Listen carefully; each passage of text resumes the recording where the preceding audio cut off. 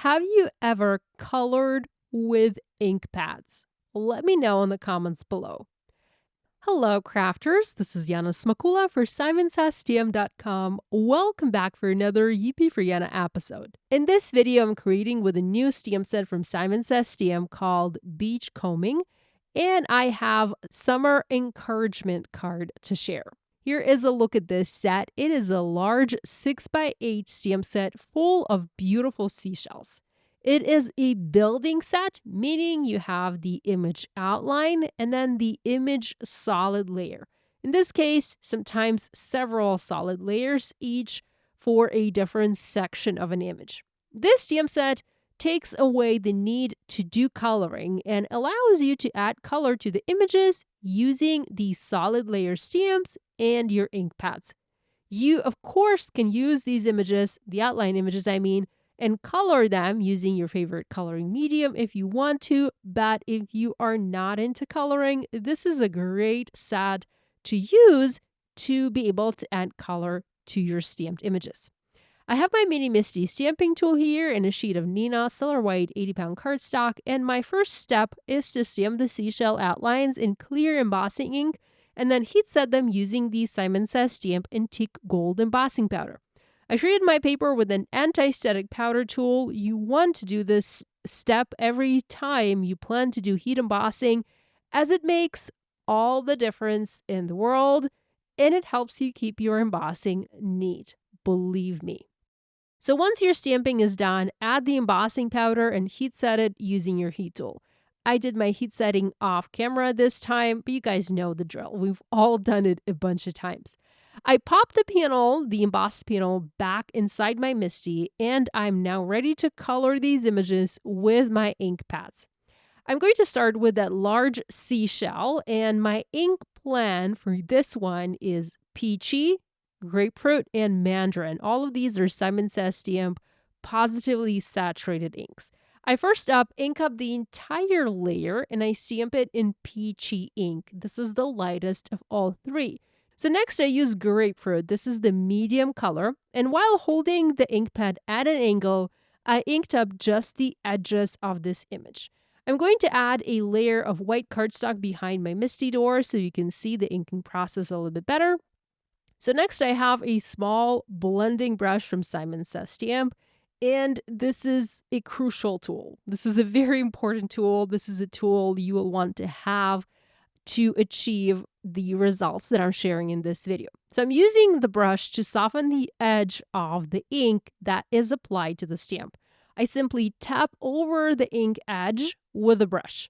Now, if you've never tried this technique, do give it a go. Now, I did not invent this, and I'm not sure who did, but this is a brilliant way to add shading to solid stamped images without much effort. This is very easy.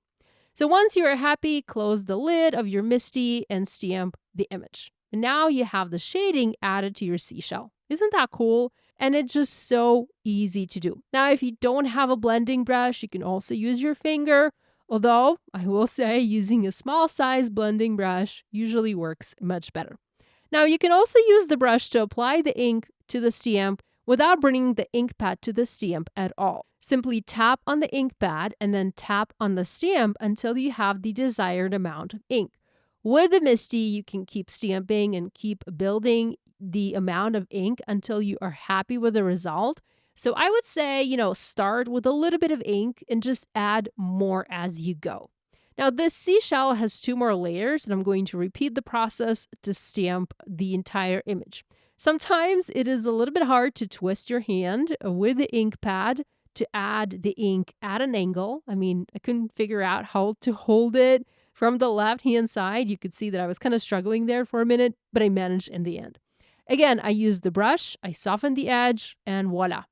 I wanted this last layer, the layer that shows the inside of the shell, to be a little bit darker. So I used the medium color, grapefruit, for the base, and then mandarin, that's the darkest color, for the shading. It took me a minute to figure out the side which I wanted to shade, as I wanted to make sure the inside, the side that was closer to the shell, was darker. But, I figured it out. I inked it up. I softened it with a brush, and it looks fantastic. Next, I'm going to stamp the starfish, and the starfish has just 2 layers. I'm using the sangria and punch inks. I actually messed this one up and I reversed the ink pads here. I wanted to use the lighter ink for the larger area and then the darker ink for the smaller area, but it is what it is. I stamped this one the way I did. I did go back to it later. I heat embossed 2 additional images and I re-stamped it using the punch for the outside and the sangria for the inside. And I also used Cheeky and Blush for the other starfish. Now with the starfish, I also used a white Jelly Roll pen and I added white dots inside those little circle areas on the image.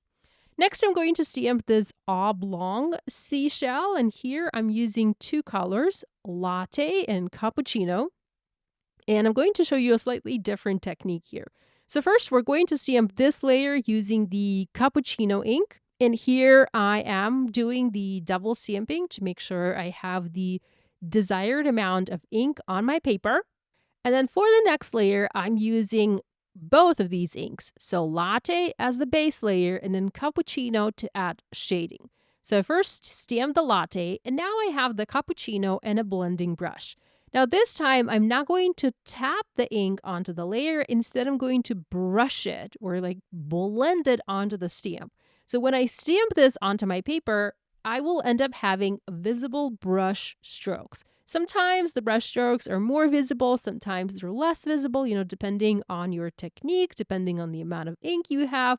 But this is a very cool technique, another cool technique to try when adding shading to your image. This particular seashell has another layer, and I'm going to repeat the same steps for this small layer as well. So again, using latte for the base and then shading with cappuccino. We also have a sand dollar in the stamp set, and for this one, I'm going to show you something a little bit different. First, I'm stamping the sand dollar using melon ink, and next, I'm going to stamp it using latte. So I'm mixing these 2 colors of ink on my paper, giving me a custom color. I wasn't sure what color I wanted to use. I didn't have the color that I wanted to use in my stash, and I figured I would make my own custom color instead. The sand dollar also has the detail layer, and for that, I'm using cappuccino. I do have a somewhat limited color palette here. I did not want to use too many inks, but I wanted to instead show you how you can stretch your ink pads and create beautiful results. We have just one last seashell to stamp, and this one has, once again, 3 layers. I'm going to use the same ink colors for all 3 layers, and instead I'm just going to do shading. So here I'm using melon as my base color and then cantaloupe as my shading color. So for each layer, I'm inking the solid layer with melon, stamping that onto the paper, and then using cantaloupe to ink up just the edge of the seashell. Using my blending brush. This is actually the same blending brush that I was using before. I'm just going to clean it up on my paper, make sure I don't have any of that orange ink left. And then I'm just going to tap it to soften the edge and stamp that onto my paper. I am repeating this several times until I have the desired look on my paper. And once I'm happy, I just move on to the next layer and stamp that layer and then the 3rd layer in the exact same way. Notice how I pause for a second or 2 or sometimes even 3 seconds, and I really press the image and I wait for the ink to transfer onto the paper.